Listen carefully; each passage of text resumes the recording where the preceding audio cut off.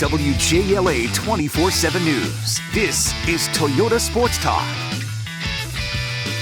Hello, everybody, and welcome into another edition of Toyota Sports Talk. I'm your host, Natalie Spala, in for Scott Abraham this evening. As always, thank you so much for joining us on this Friday night as we wrap up another week here in the DC sports world, where we have got a little bit of everything going on these days. Of course, March Madness powers on, both the men's and the women's side heating up. And then we've also got the Capitals in action, trying to hunt down a playoff spot. And of course, we had both the Nationals and Orioles getting their seasons underway. We are doing our best to cover a little bit of everything tonight. So first off, we're going to welcome in our good friend Jake Russell with the Washington Post. Does a great job covering all things Washington National. So he's going to get us reacquainted with this team a little bit as well. And then, of course, we can't forget about spring football. It is making its return back to the DC area this weekend. The DC Defenders kicking off their season from San Antonio. So Jake's also going to break down, why this is going to be such an exciting year over at Audi Field. So we've got a great show coming your way for the next 30 minutes. Sit back, relax, and enjoy this edition of Toyota Sports Talk. Joining us today on Toyota Sports Talk, Jake Russell does an outstanding job with the Washington Post covering all things DC sports. Jake, great to see you today, and happy baseball season. Baseball is back. Happy baseball season to you as well. It's one of the best times of the year. I'm really excited for the season. It's 162 days and nights of intrigue and drama, and we'll see how the season goes from here. It's like a nice little thin blanket just keeping you warm and comforted for 6-7 months. So that's the way I'm looking at it. I love that analogy.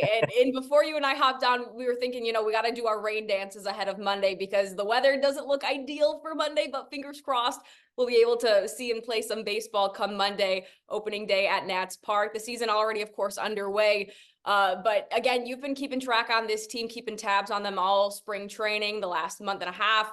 What have you seen from this team, and what can people get excited for with this upcoming season? The last few months, the whole premise of what this season about has been the same. It's been about making the progress with their top prospects in the AAA and AA, and take that step that they didn't take in 2023.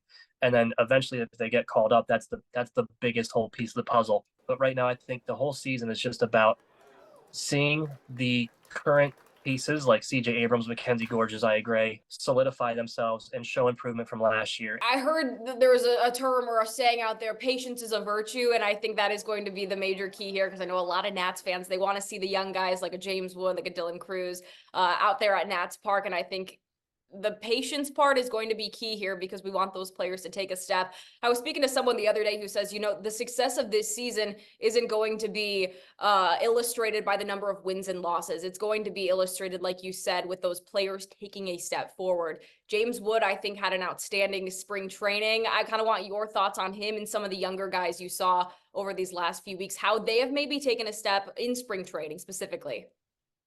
Yeah, I really liked what I saw at Robert Hassel III before he got re-injured again in spring training. It showed, he overcame that hamate bone injury he was suffering and dealing with. But when he did play, he looked like the hitter that the Nats, acquired when they traded Juan Soto to San Diego. James Wood obviously lit things up very early, causing a lot of people to say, hey, he should be on the opening day roster. That obviously didn't happen. They wanted to get a little more seasoning in AAA before they bring him up to the Major League squad. I think it's a safe bet to say they won't contend for anything this year. But I think this season will be a step up from what they've had in years past. When it comes to pitching, it's obviously so important. People live and die by how well their bullpen performs. What can you tell us about just the Nats' depth this year for the starting rotation as well, or really truly both? Because we're gonna see a lot of guys having to throw a lot of pitches this year.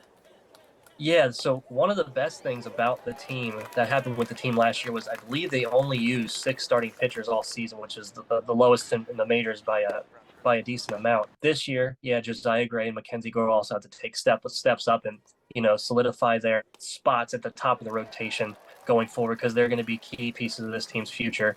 And with the bullpen, they're going to show improvement this year, I think. Last year was also difficult with them with, not having a lot of pitchers going deep into games and then not having a lot of reliable guys coming out of the bullpen. So they're only relying on a couple pitchers, Kyle Finnegan and Hunter Harvey, and those guys kind of got wore down by the end of the season. So this year the bullpen should be much improved, especially if they call up guys like Cade Cavalli or Jackson Rutledge at some point, and that would bump Trevor Williams down from the 5th spot to the bullpen. That'll give the bullpen even more flexibility, if you will. There's always some sort of romance when it comes to baseball season. But one thing you're most excited about for this season specifically? I guess just the progress of the young guys, because that's what everyone's looking for is how do these guys do? Will they, match or at least show glimpses of their potential, of their top-notch potential that everyone's been raving about since they've been either traded for or drafted. That's what I'm looking forward to the most this year. The spring, summer, and fall. There's just that comfort of this game being back and knowing it's going to be on almost every single day and night. Another thing I know you're extremely excited about this season doesn't have anything to do with baseball, but instead spring football. DC Defenders, they are also beginning their season this weekend. An exciting time because, you see the merger and a lot of changes came with that in terms of teams that were going to cease to exist at that point. Of course, the DC Defenders still alive and well. So I know you covered this team extensively. What can you tell people maybe that don't even know a lot about spring football, just how exciting it is? Because it truly is different here in DC specifically.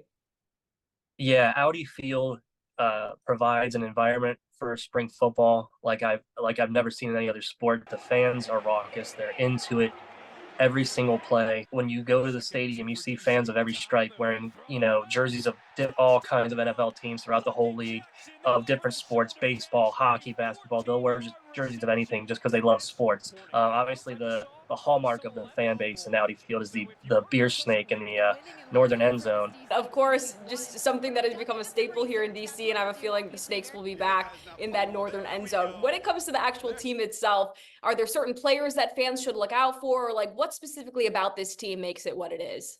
Yeah, quarterback Jordan Tiamu is coming back. He's the reigning 2023 XFL Offensive Player of the Year, so that was a big deal for them. The defense, it was upgraded quite a bit this offseason because, as you said, USFL and the XFL merging, 16 teams total from both of those leagues were condensed down to 8 for the UFL, so that they had a dispersal draft. So essentially the top players from the 8 teams that did not make it, that were contracted, were all drafted or were drafted by the remaining 8 teams.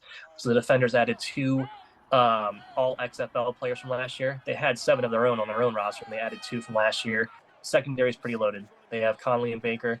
They also have DJ Swearinger, Monte Nicholson. At cornerback, they have Michael Joseph, who had 4 interceptions last year, returned 2 for touchdowns last year for the Defenders. Fans going into the game may not know everybody on the roster, but they'll be familiar with quite a few people, I think, going into the season opener. Jake Russell joining us from the Washington Post. Jake, always a pleasure. Thank you so much. Pleasure's all mine. Thanks for having me. I appreciate it. Always, Jake. All right, stay with us. More coming your way in just a little bit.